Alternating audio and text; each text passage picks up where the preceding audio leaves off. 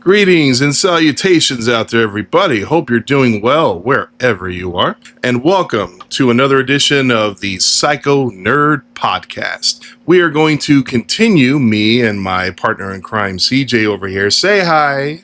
Hello. Always with the waving. So cute. Anyway, we're going to be continuing where we left off in the last podcast, where we are currently ranking all the 32 movies that we saw at Fantastic Fest. Now, last podcast, we left off after day 4, so we did the first half of the festival. Now, we begin with the second half. Now, a little bit of backstory here. Since we had the cult badges this year, we actually had first picking of buying our tickets before everybody else. How long was it? Maybe like 2 weeks before the festival? About. Something like that. So that was actually cool. It's the first year we've had the opportunity to do that. So going in, I knew that after hitting it hard for 4 days in a row, we needed a break. So we decided not to go to the first movie of the day. We decided to sleep in that day, and we needed it, obviously.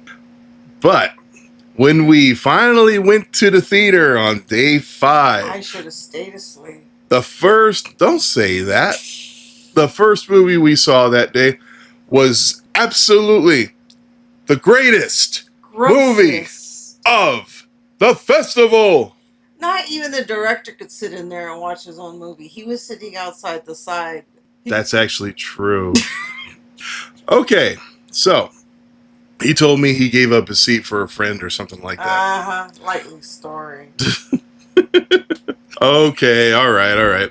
So, fuck my son. I would never. Not that rude. Do you have your listings? I feel like every time I announce a movie for this podcast, we'll just go ahead and say where we put it, then we'll talk about it. Okay. So, fuck my son for me. That did not get very high. That was number 25 for me. 28. Yeah. Okay, so the story of this movie, I gotta admit, this was my pick. This is my doing. It sounded like it was going to be hilarious from the synopsis, okay? Essentially, you got a mom and her daughter are just, doing some shopping, and then this older woman kidnaps the two, takes them to her home, ties them up, basically it becomes a captive movie very quickly. And the older woman says that she will let them go, but only if the mom will fuck her son, hence the title. Now, I'd be like, just kill me now. Now, the director of the movie before, he did mention that this movie, it's essentially an X-rated movie, is what he said. So I didn't even know they made those anymore. Like, do we make X-rated movies? I guess we still do. But what was also funny is that before the film, they gave everybody these special Pervo glasses. They should have had some that were just blocking out the whole entire screen, because that would have helped. Wow. Okay, so you can tell she didn't care for this movie at all. This was a movie that if they had arts and crafts, she would have hightailed it pretty quick. Oh yes, I guarantee it. Let me go paint the dragon or something. I lost my train of thought, but yeah. Essentially, they gave you these Pervo glasses before, which is kind of funny. It's almost like a nod to the original 3D films from way back in the 50s, like with House of Wax, and then like the original 13 Ghosts, where they gave you these special glasses. They were supposed to like help you see the ghosts and whatnot. But all it does, when you put them on, it makes all light look like kind of like a kaleidoscope, where it's all colorful, like almost like a iridescent kind of look. But it doesn't do anything, because if you wear one way, it says Pervo glasses, and if you turn them around, it says something else, something that was supposed to distort the way the movie looked, but it doesn't do anything. It's strictly a gimmick, and it's funny. And then, and you know what? And when the movie started, I thought, okay, this is going to be humorous, because all it was a couple of people dancing around, and they were trying to talk about how the glasses work. By 1 minute they're clothed, and then the next minute they're totally naked and they're just dancing around. And then we get subjected to about 30 to 45 seconds of a big fat floppy cock just up in our faces. I don't see a problem with that one. Fuck you. No, I can't get around everything else, but give me big floppy cock. Yeah, give me that. That'll work. So yeah, that right there, I thought it was hilarious, but I should have known that that's pretty much the tone of what we're going to be having in this movie.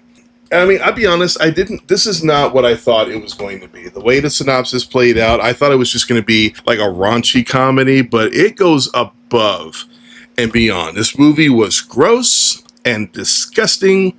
And, you know, I got to be honest, I got to give the director and the lead actress, I got to give them credit for making this movie because it takes guts. And I think I remember telling the director that. I remember telling him, yeah, you got to have balls to make a movie like this, knowing that there's a lot of people that are going to freaking hate it.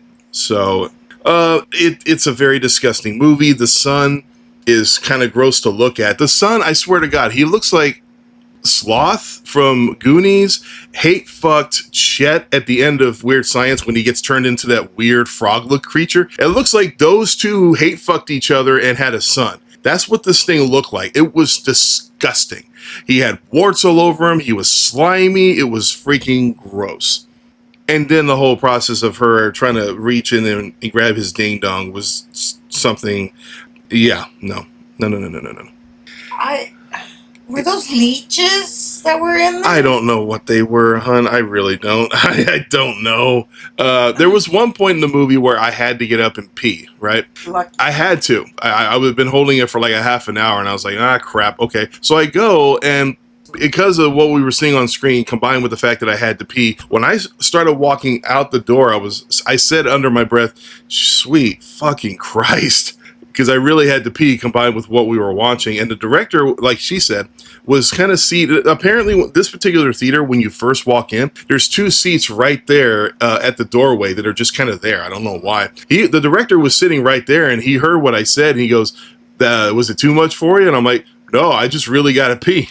And we kind of talked for a few seconds, no big deal. But I go to the bathroom, I come back, and all of a sudden, the movie had taken a turn for the worse when I left, and all of a sudden, the son is doing his mom. Like, what the fuck is going on here? What the hell?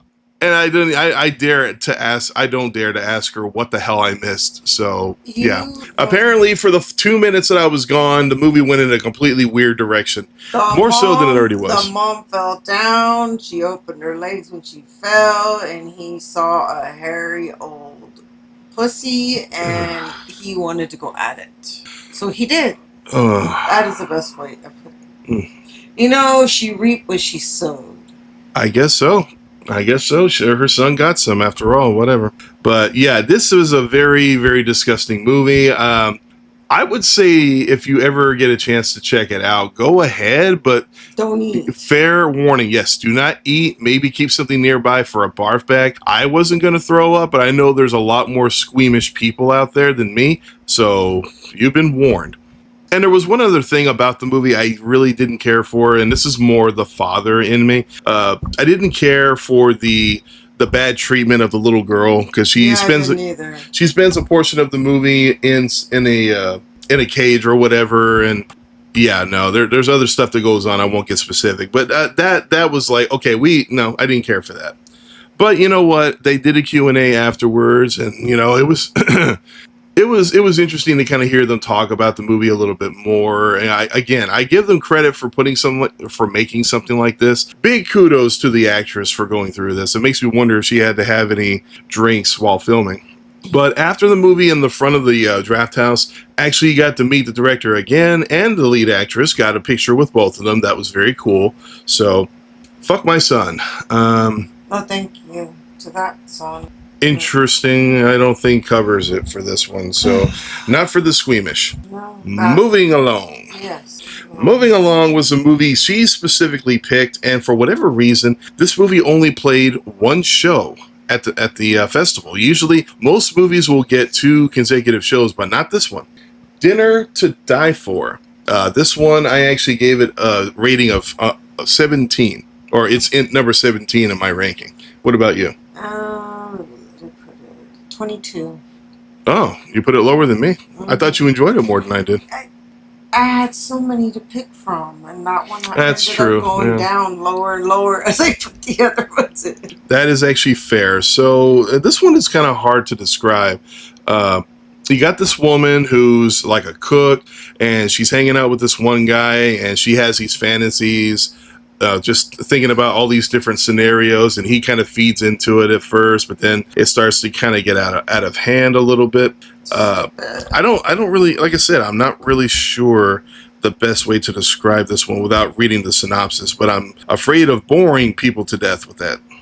But one thing to note about this movie is that during the actual filming, I think it was like halfway through the movie, they actually brought out. Yeah, when she started serving food, that they served us the. Yeah, they served us a little thing of grapes. A thing of grapes and bread. Yeah. Which, I'll be honest with you, a breadstick. Yeah, straight out of Olive Garden. They could have just given me all the grapes, and I'd have been happy. I just wish I'd have known they were going to be giving us some kind of food before the movie started. Otherwise, I wouldn't have ordered anything. Because by the time it came to me, it was like, oh, you brought food. I didn't know you were going to do that. Crap. Okay, so basically the story follows Hannah. She's a culinary stylist. Evan, so like she takes pictures of like different food or whatever. Evan, her obsessive would-be lover, and Blair, her girl next door friend. They're the three main characters in the film. Evan indulges Hannah's fixation on grisly true crime narratives, while Blair feeds her artistic impulses. Hannah keeps both of these two dangling in a constantly shifting like love triangle, but only so long as she remains in control. But when Evan escalates their role playing to dangerous new levels, this dinner party goes violently off menu. So I'll be honest, this one wasn't, like I said, she picked it. I wasn't looking forward to it. I didn't think it sounded all that interesting. But the more I've let this movie swim around in my head, I feel like I definitely want to give it a second try. The actors did a good job, in my opinion. I don't recognize any of them. It was a little bit of a slow burn at first, as I recall, but it does get more interesting as the movie goes on. It kept me wondering where the story was going. And I still question if it's possible to be killed by bread. It depends on the momentum of the body and how stiff the bread is. I guess so. I mean, I don't know if that's giving too much away or not, but I said I was going to try to stay away from spoilers. But other than that, the ending of the movie, I didn't see coming. I don't think you did either. Well, I mean, vaguely, but I didn't think it was going to be that. Well, I mean, I'm not talking about just the bread. I'm talking about the very end when we find out what, the cookbook that she makes at the end of the movie, and then we see a series of, you remember that? Yeah, vaguely. Yeah, it's like, again, I don't want to give away the ending or anything, but it makes me want to rewatch the movie now that I know what was really going on, just to, kind of see it from a fresh perspective. But honestly, I thought the movie wasn't too bad for what it was. It, like I said, it got off a little slow, but it got more interesting as it went on. But the only reason why I put it so low is because we just, like I said in the previous podcast, we had a lot of bangers this year, so it was kind of hard to give it a top 10. Yeah. So, but that's cool. And as I recall, we did get a Q&A after the movie. I don't remember too much of what they said, but thankfully, I can always go back and rewatch. I record all of the Q&As and all of the pre-stuff. Is this podcast boring you? You're just looking on your phone the whole time? Oh, she's looking at all the movies. I was looking at everything I have so I could make sure I have them in the right order. Oh, okay. Okay. Well, anyway, what was I saying? Oh, yeah. I always record all the Q&As and then all the pre-show stuff. That way I can always go back and rewatch it. So it's always fun to go back and rewatch that stuff after you've seen the movie the first time. But moving on, the third movie of the day was actually our second secret screening of the festival. This movie I had never heard of. But apparently there's a guy that goes to the festival. He went last year and he went this year. I don't remember his name, unfortunately, because I'm stuck with names. But see him around the whole time, and I always wanted to introduce myself, and I hadn't done it. When I was walking into the theater to watch the secret screening... I'm trying to see this. Which secret screening are you looking at? Don't worry, I'll mention it here in a second. Okay. But, this guy was standing outside the little hallway leading into the theater, and he just looked like he was kind of freaking out a little bit. I asked him, dude, are you okay? And are you going to be all right? And he was like, no, I'm good.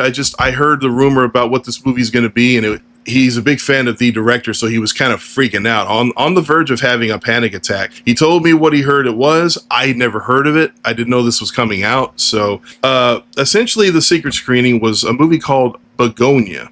So yeah, I didn't really have much to go on with that. And unfortunately, because it's a secret screening, I can't look up the synopsis for it.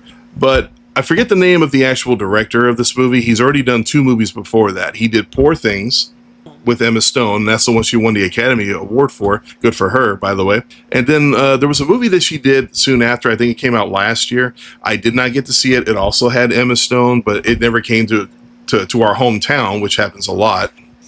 I was looking up the overview for Bugonia. Okay. 2 conspiracy-obsessed men kidnap the CEO of a major company when they become convinced that she's an alien who wants to destroy Earth. Yeah, so very interesting.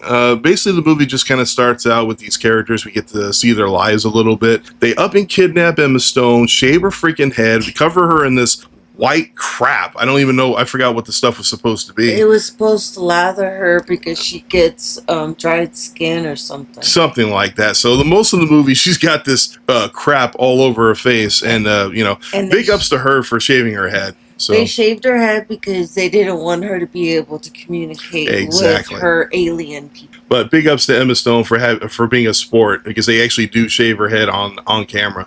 So big ups to her. Kind of reminds me of Natalie Portman in V for Vendetta years ago. So Emma Stone and the other 2 main actors, I thought they all did a good job with this movie. It's a crazy ass story with a crazy ass premise, and even the ending, I thought, even though it was kind of predictable, I felt like we kind of knew where the movie was going at that point, because the whole entire time, hearing him talk about, oh, you're an alien, he has everything mapped out. He even, in his mind, he knows what their ship is supposed to look like. Okay, he has all. I don't know where he's getting all this info. He was an alien too. I don't know. I don't know where he was getting all this damn info from, but it was freaking funny. And once we got so far into the movie, I just remember thinking, wouldn't it be hilarious if it turns out she actually was an alien? And that's the question. That is really the question. Like, okay, is she or isn't she? Because after a while, you start to wonder. And I feel like the more we went on, the ending was kind of predictable, but it was kind of funny at the same time. So, where did you put it at? Oh, my bad. Bugonia, that one sits at number 16 on my list. I put it at number 10. Oh, okay, cool. I do like some of the dialogue in this movie. I almost felt like some of it was almost like Tarantino-esque, so to speak, and laced with some decent comedy. There is one moment in the movie that came completely out of left field and made half the people in the theater jump. I don't know if you remember, but yeah, that came out of left field. But one last thing I do want to mention about this movie is I guess you call it a cameo. Alicia Silverstone is in this movie. She plays the kidnapper. She plays the mother. The mother, who's in a coma. So we only see her every so often in the movie. Yeah, so this one, I definitely enjoyed it for what it was. Like I said, it was fun along the way, a little weird. And I know this is not going to be everyone's cup of tea, especially with this director's lineage so far. But I enjoyed Poor Things for what it was. The idea that it was like a modern, almost like a retelling of the Frankenstein story. I like when those actresses and actors do those kind of movies that are just more artsy, more artsy kind of figures. Because that, to me, is what theater's supposed to be. That's what it's supposed to be, artsy. Mm-hmm. I get them. You know, even horror movies, they can be artsy. Some of them can be, maybe not so much. As long as you don't you're using practical effects and stuff. That's artsy stuff, because it takes a lot to do stuff like that. But I don't know. But overall, I definitely enjoyed Bugonia, and it does come out here pretty quick. So I do look forward to checking it out again to see if it hits as well as it did the first time. And here's the thing, that guy that I mentioned before that was off to the side, when they announced what it was, she, because we were sitting close to the entranceway, she was like, I think somebody is out there crying right now. And I was like, oh, it's probably him. He's probably over there freaking out. So I went over there to kind of make sure he was okay. He was kind of crouched down, and he did look like he was, just kind of freaking out a little bit. So it's like, I can kind of understand where he's coming from, because that's kind of how I felt on the inside before I met Chris Stuckman. at the festival, so I get it. Well, I'm glad you weren't crouched down. That I wasn't, but I totally understand that. When you have an opportunity to meet somebody that you just hold in high regard, it can be a bit much for you. So I totally get it. But moving on, we only had one other movie this particular day, and going in with the idea of wanting to try different things, especially with the short films. This one, from the limited trailer that we got, it looked interesting, but overall it ended up being kind of disappointing. Because I have 2 on mine. I don't know if I marked it wrong. It was the Burnt ENDominations. It was 3 short films. So this one I actually put at number 31. The first film that they showed was very fun, quick. It was short and sweet, really quick. It was only a couple minutes long. It looked like they used a whole bunch of like magazine cutouts to emphasize the characters. All it was a couple of girls going out to a club and then going home afterwards. It was about 3 to 5 minutes or whatever it was, short and sweet. It was fun. It got a little laugh from the crowd, no big deal. The second one, which I unfortunately do not remember the name of it right now, it had a nice Math something. Oh, yeah, what was it called? Math something. I can't remember the rest of it. I just remember it was something math. Something math. Well, hold on. Let me see if I can find it on the app here. Okay, Animal Math. That's what it was. The first one was called Girls Night Out. It was only 3 minutes. So, Animal Math was more 15 minutes long. You know what? I mean, the best thing I can say about this one is that the animation was in the style of the old Monty Python bits from way back when, from the Flying Circus, and from their movies. That was cool for what it was, but I just didn't care for what we were watching. There was no flowing narrative. There wasn't any dialogue that I can remember. So it was just... It wasn't your cup of tea. It wasn't my thing. People that were enjoying it. The whole theater seemed to be getting into it, but I was pretty bored with it, unfortunately. And then the other one was really the main reason why I wanted to check it out. It was Shrine of Abominations. It looked all kinds of interesting from the trailer.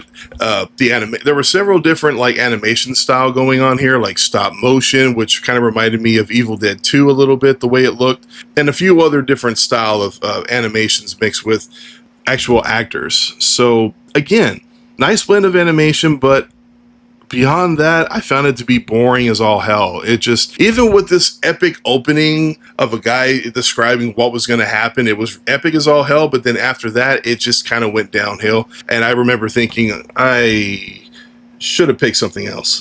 But I don't remember there being that much. But there were also a lot of people who were enjoying that too. They were.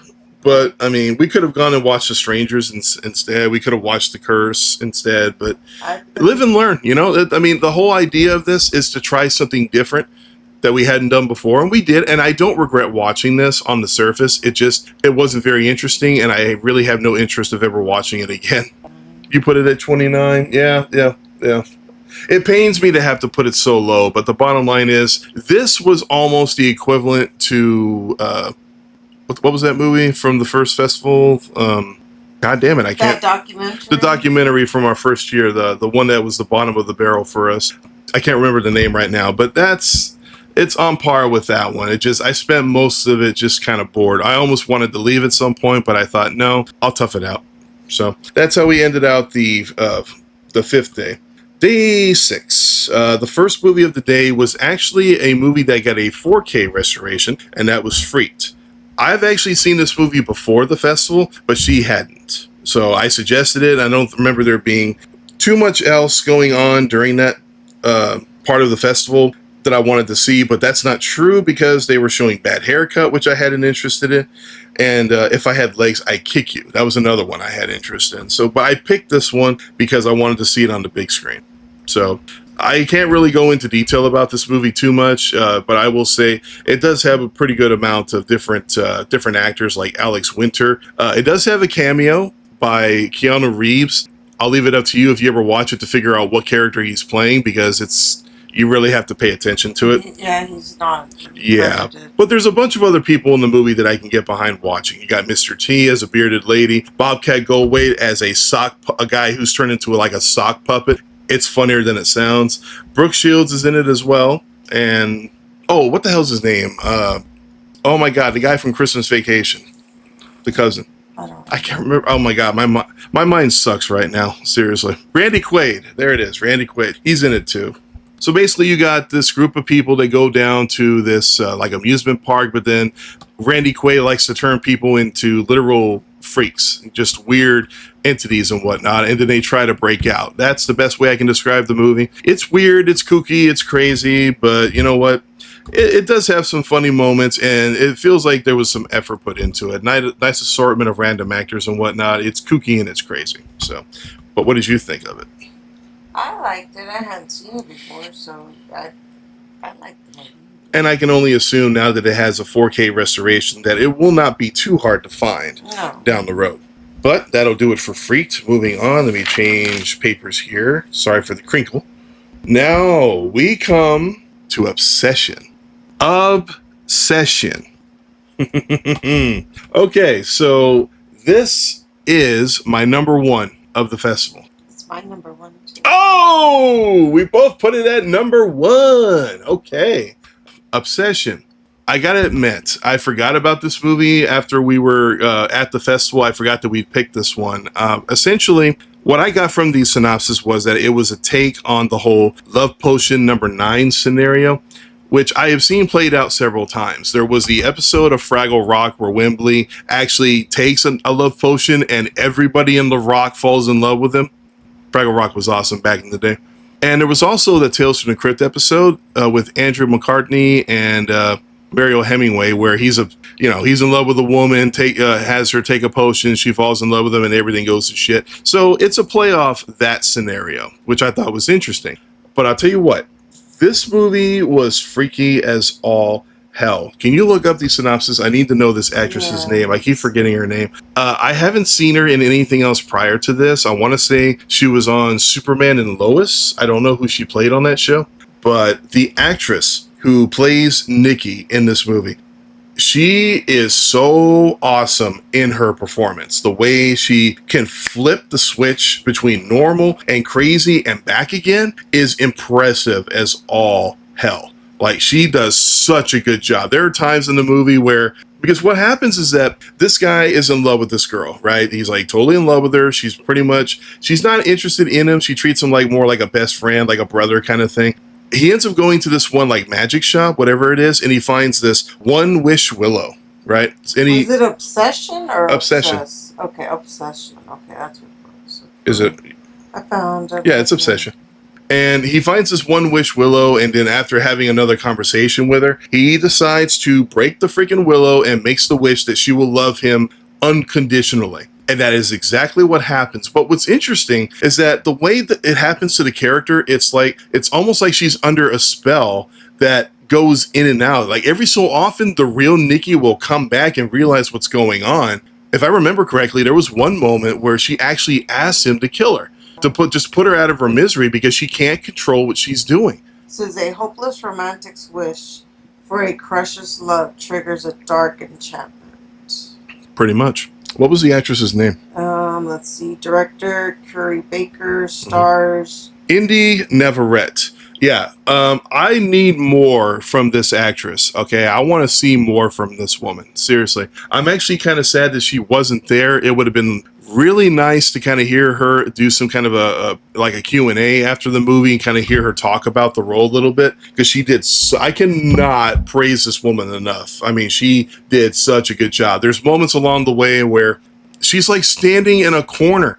Remember that? Yeah. He's sleeping in bed and the camera pans over to the wall, and then I don't know, you don't even notice it right away. And then it's like she's literally standing in the dark corner watching him sleep. That is so fucking creepy.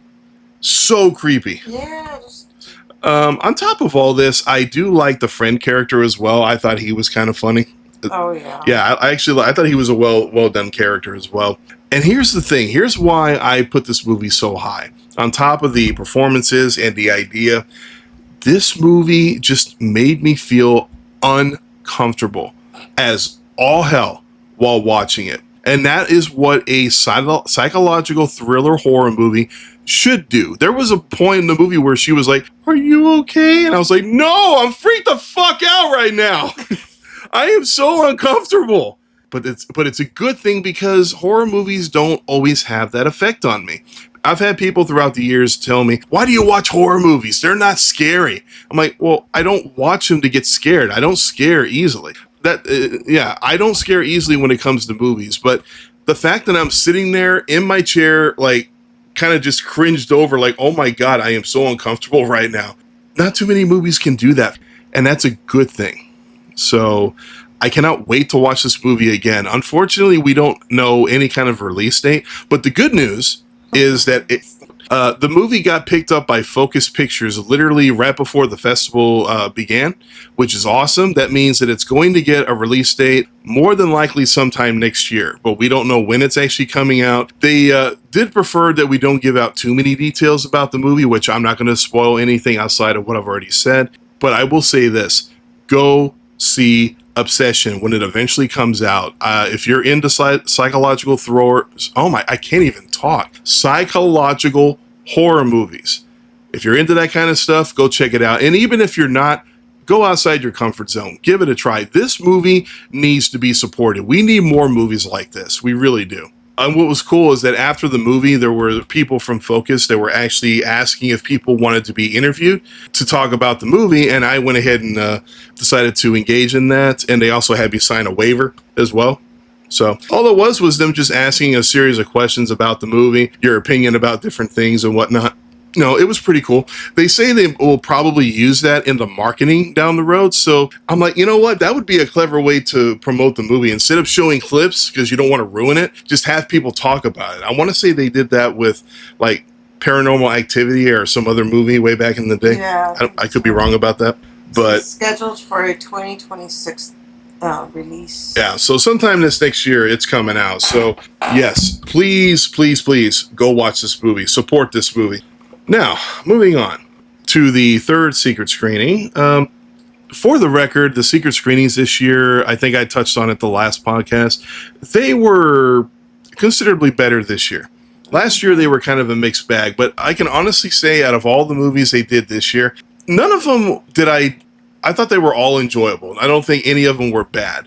But if I had to pick a least favorite, this one probably fits the bill. One Battle After Another, starring Leonardo DiCaprio and Sean Penn and, Benicio del Toro. Which is funny because this movie debuted like 2 days after we got to see it at the festival. Not the first time that's happened. We saw X as a secret screening at our first festival 2 years ago, and it literally debuted the following day. So there you go.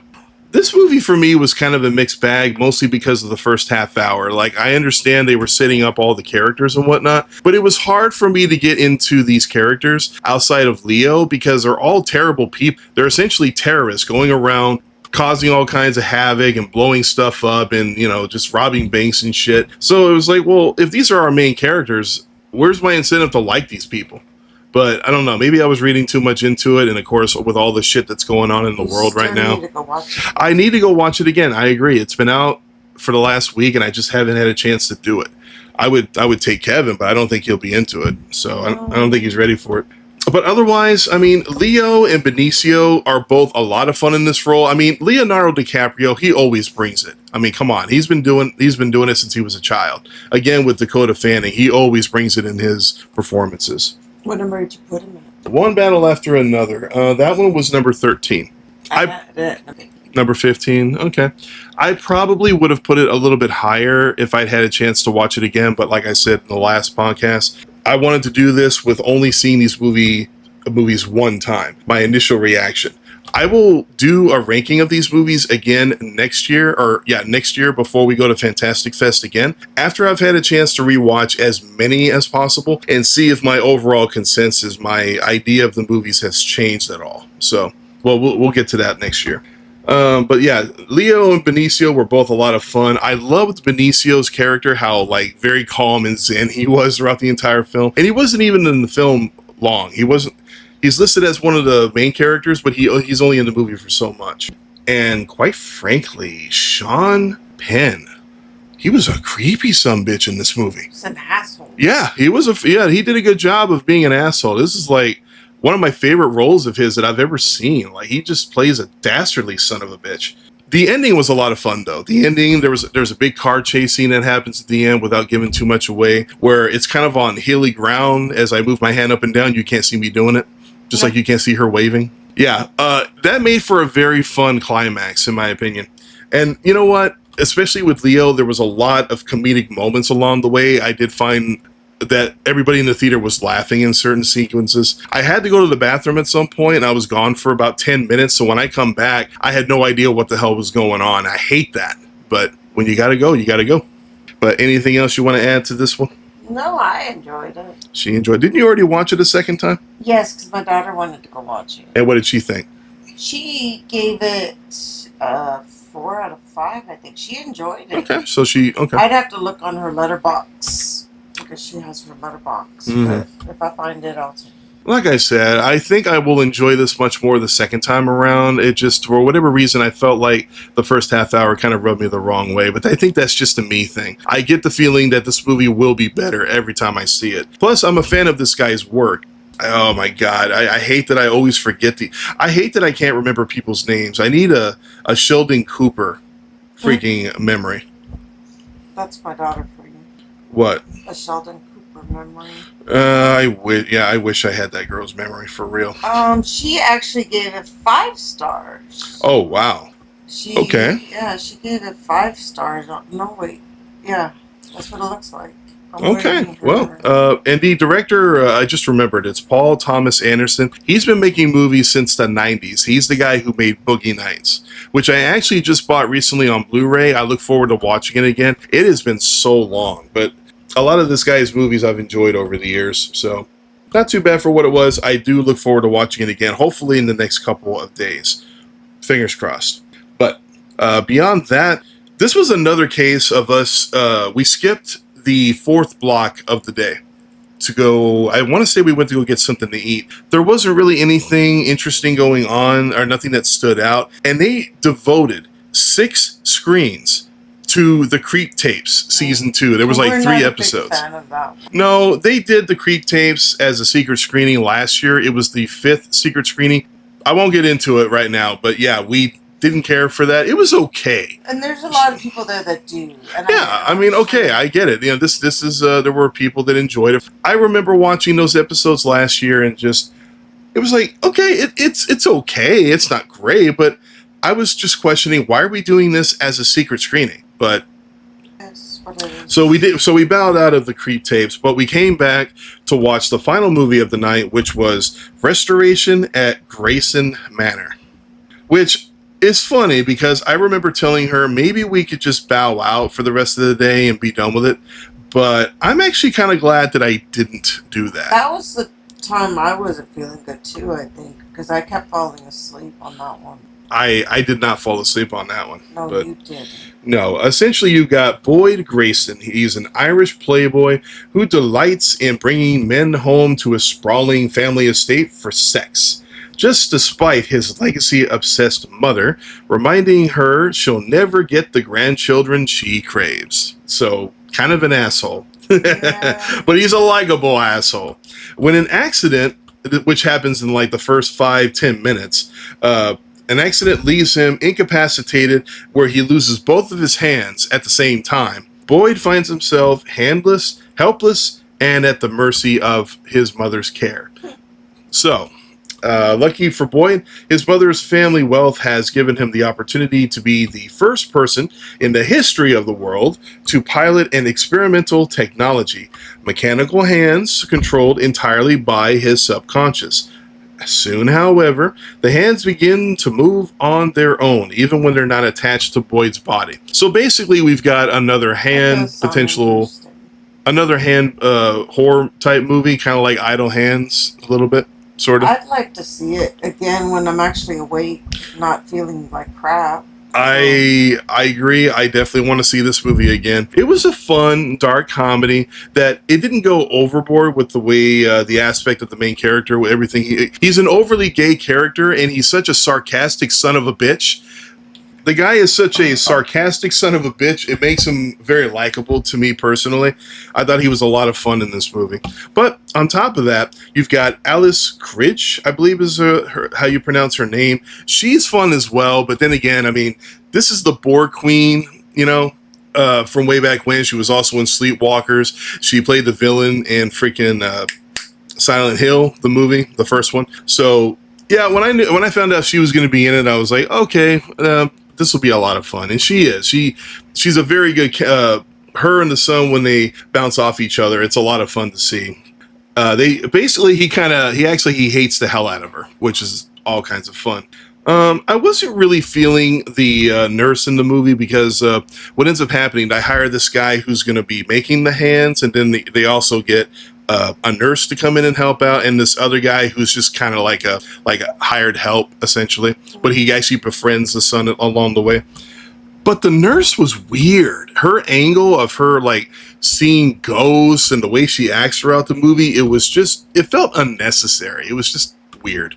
But and the hands, the way they moved around, that was a lot of fun too. The director was there along with one of the actors, and it was fun to kind of hear them talk about. Because I asked at the Q&A, like, how did the hands work? Was it a combination of like practical with like somebody's hand against the blue screen, kind of like thing from the Addams Family? And he said it was a combination of things. It was practical mixed in with just a touch of CG in some scenes. So I'm okay with that. It worked for what it was.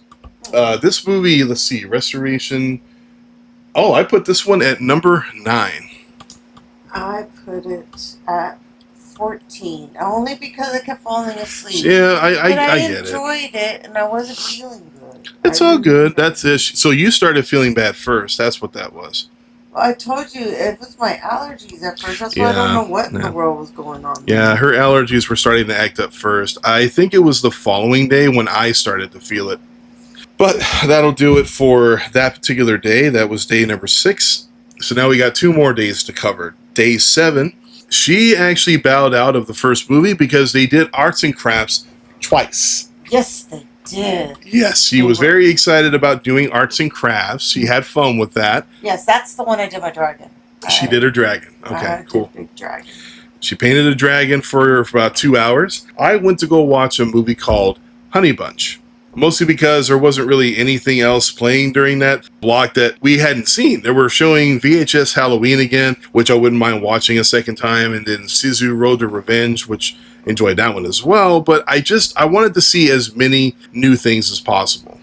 So that's just me. Well, at least we know now if there's arts and crafts, you know where I will be. You know what? That will actually kind of help me in my decision making in the future. Like, okay, if you're not going to be with me during this block, I can watch whatever I want and not worry about you being dissatisfied and uncomfortable and potentially throwing up with somebody fucking a weird creature. Ew.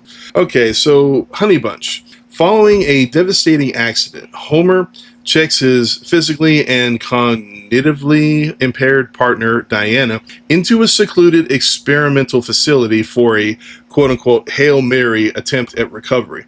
While reconstructing her past life with a seemingly loving partner, Diana begins to piece together fragments of her memory, but fears that she'll lose her mind in the process, because she does see some pretty freaky-deaky shit along the way.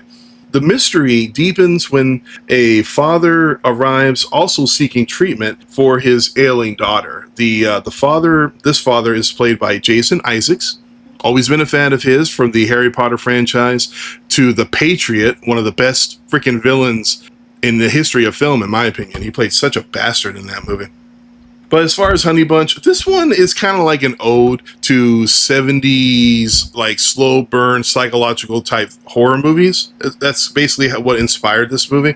It was a bit of a slow burn, but not a boring slow burn. It just took a little while to kind of get up speed. I think I was starting to feel a little crappy this morning. This is when I was starting to feel it too. So it kind of influenced me a little bit, but I enjoyed Jason Isaacs in this movie for what little bit we get for him. You know, he definitely puts on a very nice performance.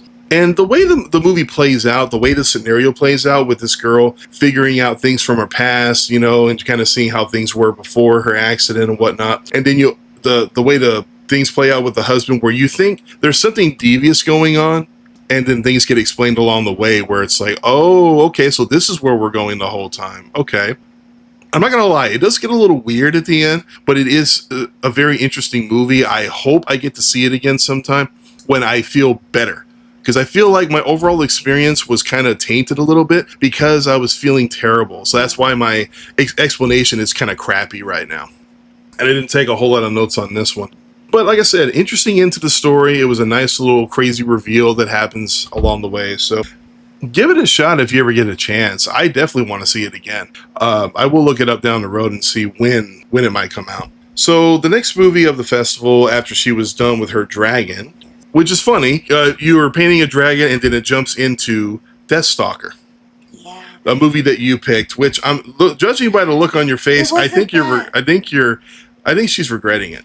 But it wasn't bad. It was good 80s kind of movie. It was cheesy. It was. But it wasn't bad. I don't think it was bad. I don't think it was bad. Very good. It was made very well for the way that they were doing it. And I get that what they were trying to do. So, but it wasn't something I would, always pick to watch. I'm glad I got to see it because, that's why we're there, to see movies that we don't get to see all the time. They're actually showing it up in San Antonio. I think this next week, which is funny. This happens a lot where draft houses up north will get all the good shit, and then down here at our local draft house, we only get the mainstream shit. We don't get all the indie stuff, which is not fair, but whatever. So, Deathstalker, where did I put this one? Oh, I put it at number 26. Where'd you put it? I put it 23. Oh, okay. So, it wasn't bad. No, it wasn't bad. Essentially, it's supposed to be like a remake of a movie that came out in the 80s that I feel like I've heard of at some point. You can definitely tell that they didn't have a huge budget with this one, but I don't think that taints the experience. Really I feel like it kind of adds to the fun. And I think they did well with what they had. It's like a cheesy ode to 80s, like medieval type movies. I got a little touch of... Like what? Kind of like they talked about Xena during the Q&A, so there was a little bit of that in there. I also got a little bit of the Army of Darkness a little bit, and we do actually get some what look like kind of practicals or stop motion skeletons in the movie. I thought that was a nice touch. What? Those were fun to see. Yes, they were. I don't even remember what I put for notes on this one. I think I kept it short and sweet. Ode to 80s barbarian movies. I got a little bit of Conan and Beastmaster in this movie as well. The practical effects weren't terrible. They were... I think they used like outdated... What? I think they did good. They used like kind of outdated practical effects, but it brings back so many like nostalgic memories for me that I am willing to accept it. So nostalgia goggles are very, very powerful in my opinion. I didn't think the music was too bad either, especially during the credits. I thought the music was pretty decent. I actually might look it up some point. Some of the acting wasn't that great. That goes into the whole cheesy factor of the movie, but I feel like this was on purpose. But I also felt like some of the actors didn't have the best chemistry with each other, so maybe a repeat viewing might change my opinion a little bit. So that's why I put it kind of low. I thought it was okay. I just didn't think it was great. I felt like maybe I could have done without it, but I can't pretend like I didn't have any fun watching it. So I definitely need another viewing. Moving on to the third movie of day 7, we actually changed our movie. We were originally going to watch A Woman Called Mother. That was my pick, but she was reading up on the different awards that have already been given at the festival, and we ended up switching to The Vial because apparently this movie had won some kind of an award. And it did sound interesting. This was one of those, it's like, damn it, we're not going to get to see this one versus this one. That's what happens. You have all these different movies that you want to see, but they don't always line up perfectly. So you have to kind of just bite the bullet, pick one, and lose a couple along the way. But we switched to The Vial, and The Vial I actually put at number 19 on my list. I put 17. 17, so not too far off. So let's see, The Vial. See what I mean? I wish we could have done this a couple of weeks ago. This would have been more fresh in my head. And plus, the app was working a lot better at the time because it is just giving me nothing but trouble right now. The title didn't make any sense to the movie. I remember you saying that after the movie. Even the movie itself was kind of... It was weird. It was a little weird. You have Amani is living a happy family life until one day her husband shows up at the door with his new wife, Zara. Apparently, citing Amani's inability to bear him a son as the reason why he picks a second wife, he insists that he still loves his first wife and their daughter Noor, and that nothing will change. But that is horse crap. Everything changes very quickly. Zara grows increasingly comfortable. She basically just kind of moves in like she owns the place and does whatever she wants, and inserting herself into every corner of the household and getting involved in Noor's struggles with some bullying. The daughter has problem with some bullying at school, and she actually helps her a little bit. So bit by bit, she ends up winning Noor over, much to Amani's distress, the first wife. Amani begins to suspect that there is something dark and evil about Zara. Trying to adjust to this new reality, Amani turns to her sister for support, only to be told, hey, you're overreacting, it's all in your head, it's probably not as bad as you think it is. But gradually, the first wife, she ends up finding herself pushed to the margins, handling the household duties while Zara just enjoys a life of ease, essentially. So I didn't think this movie was that bad. It's a crazy ass premise, and the husband, damn, is he fucking selfish, in my opinion. Well, I wrote down it was interesting how the second wife did help the daughter with the whole bullying thing, even though it ends up being taken a little bit too far, as it turns out, as things do. And the ending of the movie, I do love the karma that happens to the husband at the end. I won't get specific, but it's like the whole entire movie, I'm thinking, you know what, you deserve everything bad in the world to happen to you. And it's like, when the movie ends, it's like, okay, that'll work. Oh, How much do you remember of this movie?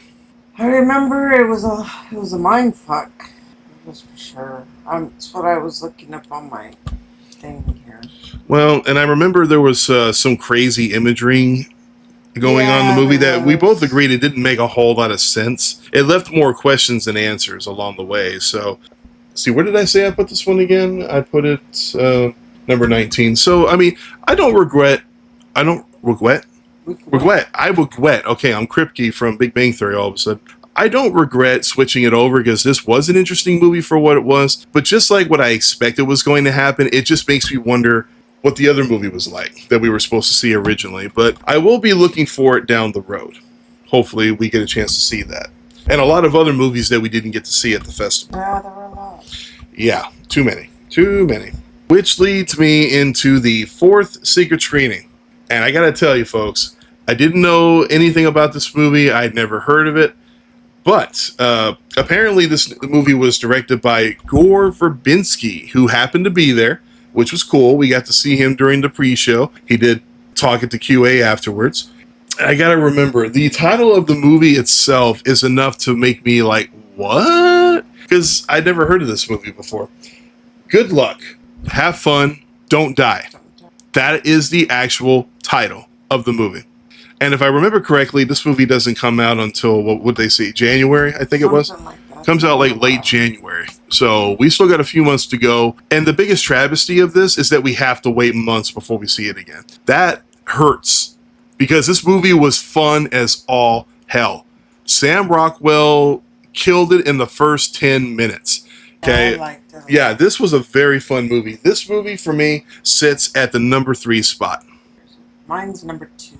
Okay, so we both gave it a pretty high rating. So yes, this movie was fun as all hell. Sam Rockwell rocks as this character, and it was a pretty decent supporting cast as well. Basically, you've got Sam Rockwell, who comes from the future, who's trying to fix the future. Apparently, AI has taken over the planet, and he has been doing this for a long time. I forget what number this is. This is like, he's already done this like, what, 70 times or more? Enough to memorize everybody inside. Yeah.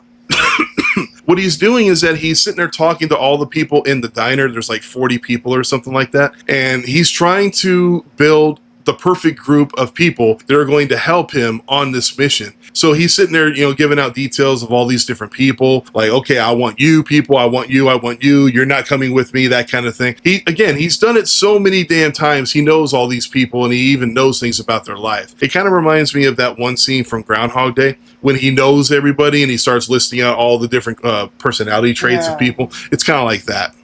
So this movie was one of the more perfect movies, I think, that you can show to a Fantastic Fest audience. It was very thought provoking and talking about the dangers of technology and AI, which in this day and age, AI, it's getting kind of out of hand right now. It's like, No, that movie made it out of hand. That's right. the movie definitely, I don't want to go too specific on this one. He specifically requested we don't give out spoilers or anything. But good Lord, this movie was so much fun. They were able to take a conversation about school shootings and make it funny. If that was even possible, I didn't think that would have been possible. I really didn't. But the whole time they were having that conversation, people were laughing their asses off in the theater that we were in. I don't know about the other theaters, but yeah, we were definitely getting into it. This movie was so much fun to watch, especially with a crowd of rowdy ass movie fans. So that was definitely an experience that I'm gonna relive in my head over and over. It was so much fun. Can't wait to check this movie out again. So definitely go check it out when you get the chance. We got a Q&A with Gore Verbinski afterwards. We got to meet him, get a picture, shake his hand, and we just saw him again at the party afterwards. That was cool. So, all right, so that almost does it. We only have 3 more movies to talk about. Okay, so the last movie of this date, mind you, by this point, she was already kind of feeling pretty bad because of her sinuses, and I was starting to feel shitty at this point. Like it was been a slow burn throughout the entire day of me slowly starting to feel worse and worse and worse. And I thought it was just sinuses too. So this last movie could be a combination of the fact that we didn't like it very much, combined with the fact that we weren't feeling well. There were some trigger things that I just couldn't watch on that movie. I don't blame you. Find Your Friends. This movie for me sits at number 32. Mine sits at 30 because I only had 31 in mine. Because I didn't watch one of the movies. Yeah, that's right. You didn't watch one of the movies. So, yeah, this one is at the bottom of the barrel for me. And, that's because the director of the film was actually there at the Q&A, and she seemed very proud of the movie. It's got to be nice for anybody who wants to be a filmmaker and to actually make a movie and actually see it come to fruition and be on the big screen. So for that, big ups to her for getting to put a movie on the big screen. And I assume this movie will come out at some point down the road. I assume. But I've already stated that I have no desire to watch this one again. I really don't. No, not for me. I mean, basically, and the premise is very simple. It's a group of girlfriends that are going to decide to escape LA, heading off to Joshua Tree for a weekend full of DJ sets, drugs, and hookups. Dead set on enjoying themselves, the women settle into their Airbnb and get the party started right away, but an ominous visit from a redneck neighbor immediately sets the tone. They aren't welcome there, and they need to watch how they behave. It was listed as a Gen Z, The Hills Have Eyes. I can see the comparison that they're going for here. But the bottom line is, the first 40, this was only like an hour and a half, as I recall. The first 40 minutes or so, all it is these girls drinking, smoking, hanging out, making out with guys, or at least one of them is. And that's it. And it's not very interesting in my opinion. I don't care for any of these characters. None of them get any kind of development whatsoever. There's no character development with any of them. I think there's like one scene where we kind of get to know one of the characters, but that was pretty much it. I didn't like any of the main characters. None of them had anything interesting to say. Only in the last 15 minutes of this movie did I feel like it was kind of getting somewhat interesting when everything hits the fan, so to speak. And the fact that I recognized one of the actors, there's one of the guys. So in the second half of the movie, there's a group of guys that are terrorizing these girls, chasing them around, trying to inflict harm on them. At the end of the movie, one of the guys, we actually get a better look at him. He's got a full-on beard. I'm almost sure he's the actor who played the love interest in Happy Death Day. And seeing him there was like, oh, hey, it's nice to see you. It's very brief. So yeah, she did not care for this movie at all. I try to give it the benefit that maybe watching it, not being sick, might make it a little bit better, but I can't imagine this movie will get much better with a repeat view. But I will see it again down the road because that's just something I do. She will never watch this movie again. And it's not the director's fault. It's No, just some it's parts in no. that movie are not for me. There's certain content in the movie that hit a little too close to home. I get it. I was kind of uncomfortable the whole time watching it with you. I was like, oh, maybe I shouldn't have picked this one. If you'd have walked out and waited for me outside the theater, I wouldn't have held it against you. I really wouldn't have. I toughed it out. She toughed it out. Yeah, she's a trooper. Let's give her a round of applause, everybody. She toughed it out. Yeah. She is such a trooper. Tried. She tried. Well, what does that tattoo on your back say? Yeah, I don't Yeah, do or do not. There is no try. I love throwing that in her face all the time. So, unfortunately, we ended day 7 kind of on a sour note. That is what it is. Then we get into the final day of the festival. Now, initially, we had a full day's worth of movies for this. But as we said in the previous podcast, we walked out on camp at some point. So, that put it down to 3 movies. But we were supposed to start day 8 with Shorts with Legs. We were gonna we ended up sleeping in that day because we kind of felt like crap that morning. So it sucks. That's the second year in a row that we missed Shorts. No kidding, right? We need to watch it next year to finally okay, we're so sorry, Shorts. We're so sorry. We're gonna watch you this year. We're gonna watch you this year. We promise. We promise we will. I'm wearing a mask that whole entire time next year. Well, it makes me wonder where the hell we got sick from, you know? Because, I mean, not only are we at a festival with a crap ton of people, but we're also taking breaks along the way to go hit local restaurants. There are at least a handful of restaurants within walking distance of the Draft House. And if we have more than an hour and a half to kill between films, we like to go out and have an actual sit-down meal somewhere and not just eat at the Draft House the whole time. So for all we know, one of those restaurants could have gotten us sick. Because none of the YouTubers that I watch, none of them are sick. None of them. Or they just didn't mention it. They did plenty of videos immediately following, and I don't see any instance of them being sick. And I feel like they would have talked about it. And I would have felt terrible if I got any of these people sick, for the record. But anyway, getting a little off topic there. Yeah. We did not watch Shorts with Legs. We promise we'll check it out next year, hopefully. Maybe, hopefully. But the first of 2 movies we saw that day was, this was my pick, Lunatic, the Luna Vachon story. As soon as I knew this was going to be at the festival, for anyone who doesn't know, I'm a wrestling fan, have been for years. So I know who Luna Vachon is. I know some of her history over the years with wrestling and whatnot. So it was nice to watch a documentary about her, giving me details that I really didn't know anything about with her life. It was a very heartbreaking yet heartwarming story all at the same time. You know, the fact that she was one of the few female wrestlers at a time when there really wasn't too many female wrestlers.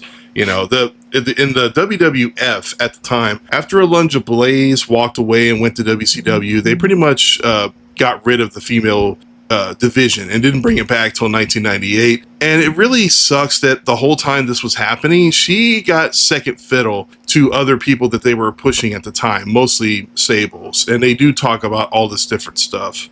So it was also a nice collection of archival footage from both Luna and her husband. I don't know his real name, but Gangrel. This was a good documentary in my opinion. Some of the things, some of the segues I thought were kind of weird. They kept showing clouds and whatnot. I couldn't understand that very much, but it was nice to look at. Because they had said that that's like how they show that she's still there with them, because every time it rained, it reminded them of her. Oh, okay. Well, there you go. That's why she's here, to help me fill in the gaps. I put it at number 16. She put it at 16. I actually put it, oh Lord, number 11. It almost cracked the top 10, almost. But again, there were so many bangers, it was hard for me to make that top 10 list altogether. But I do hope that eventually this movie will become available. But I don't have high hopes, because every single damn documentary that we have seen in the last 2 years for Fantastic Fest, none of them are available. Okay? None. You got Scala, not available. What was that one about the horror place? Spooktacular, not available. Even last year, what was the documentary we saw last year? I forget. Yeah, none of them are available. It's not fair. It's like, Somebody get on this, seriously. Yeah. But yeah, this was so Lunatic. If you're a wrestling fan, I definitely do recommend it. So it actually kind of brought out the heartstrings a little bit. You're getting frustrated with me right now. No, that's what I'm Okay. Okay, she got a text from somebody else. So, but anyway, third movie of the day, Camp. We walked out, couldn't do it. Which brings me to the final movie of the festival, Whistle. This one gets number 30 out of 32. I put it at 25. Well, she was kinder to the movie than I was. Because it had decent kills. I give it that. Two. There were two decent kills. That's why I said it had some kills. One of them was a really groovy kill, but what killed it for me is how unbelievably CG it was. But it's still an interesting idea for what it is. It was. You know what? I mean, okay, so the synopsis for this is a very derivative movie, in my opinion. A misfit group of unwitting high school students stumble upon a cursed object, an ancient Aztec death whistle. They discovered that blowing the whistle and the terrifying sound it emits will summon their future deaths to hunt them down. As the body count rises, the friends investigate the origins of the deadly artifact in a desperate attempt to stop the horrifying chain of events that they have set in motion. This was a Shudder film. It's supposed to come out, I think they said it comes out, February? I think so. I think they said it comes out January or February, one or the other. And I gotta admit, starting the festival with Primate was a nice way to kick things off with a nice, fun horror movie. I don't understand why this was the final movie. This was, I'm just going to say it was disappointing.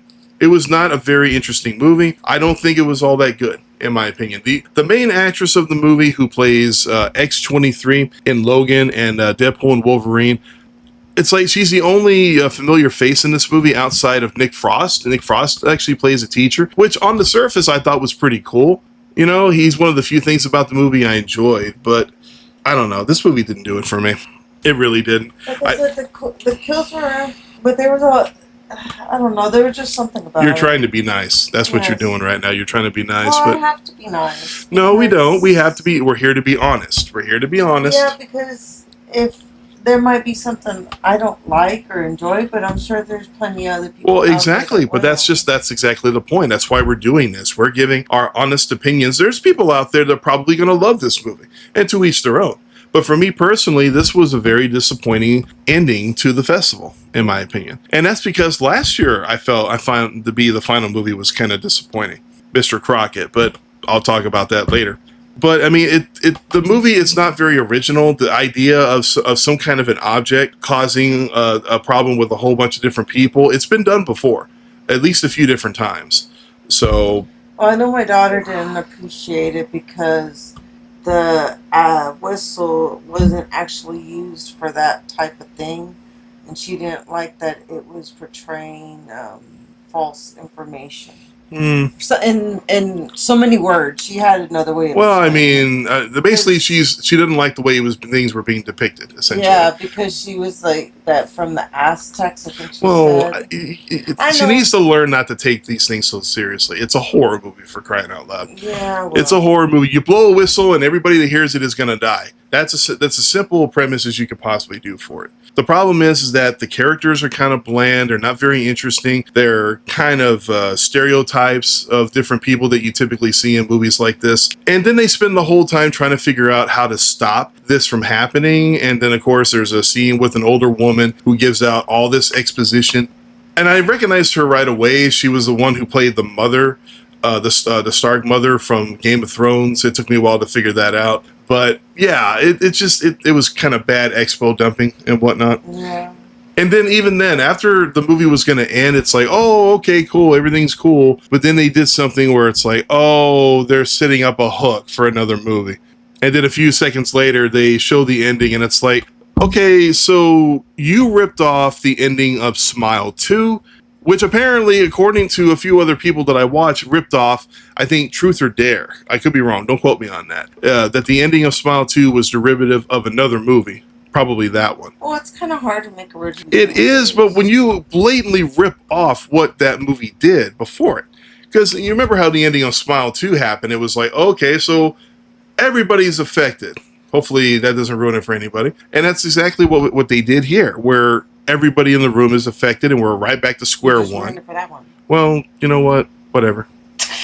Whatever. I don't think I'm ruining anything for these people. That's just my opinion. But you can go see it when it comes out at the beginning of next year and decide for yourself if you like Whistle. Me personally, I will watch it again because that's just what I do. I will probably take notes and do a review on it and try to find positive things, which I had trouble doing the first time. So yeah, I can honestly say the last day of the festival, we started with a really good documentary and we end with a substandard horror movie. So, you know, I guess in its own way, it kind of balances out, I suppose.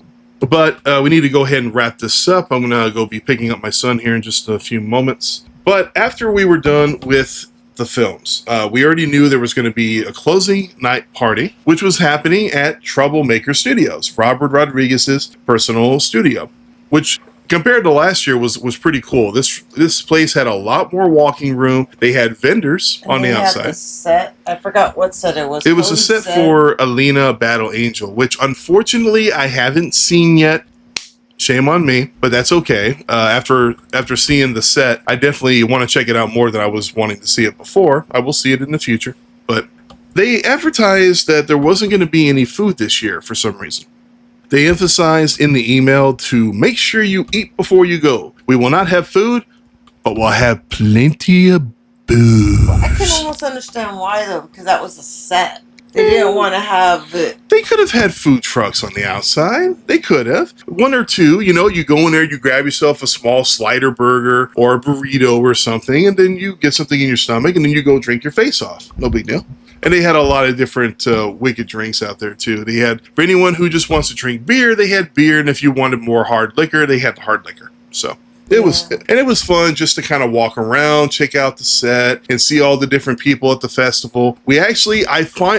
Several times in the last 2 years, I have met Cody Leach, but I've never really had an opportunity to have a conversation with him. And we finally got that this year. Yes, and I forgot the name of the place he gets it. Yes, I need to message him on one of his videos and ask him what was the name of the company where you get your T-shirts, because I should have written it down. I really did like his Jaws shirt though. It was nice. It was really cool looking. If they make really cool shirts like that for all these other movies, it makes me wonder what else they offer. Yeah. You know what I mean? I might start buying shirts from them more often.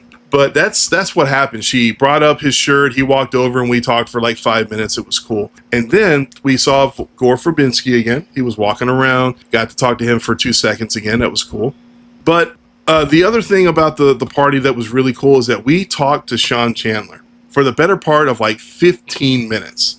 Yeah. And you know what? If he ever hears this, both Cody and Sean, thank you too. Thank you so very much for making that party more fun than it was. Because it was fun to see all the different medieval stuff that was going on. There was jousting. They had the rag. I got a picture of her in the rag. That was fun. There was a lot. And there was even like a quest that we did not partake in, where you pay a few bucks, you go and you find people that have something on them that glows green, you ask them questions, and if you manage to finish the quest, you got a prize. We never found out what the prize was. Yeah. But we didn't participate. Looking back on it, maybe we could have.